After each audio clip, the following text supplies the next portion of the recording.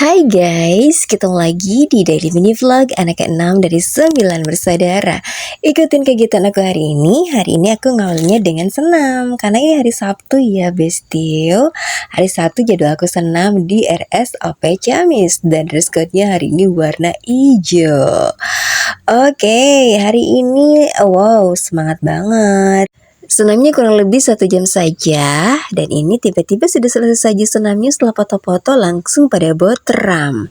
Cuman kalau aku nggak ikut makan, kenapa Mbak? Karena jadwal makan aku tuh setelah 1 jam sampai 2 jam setelah senam.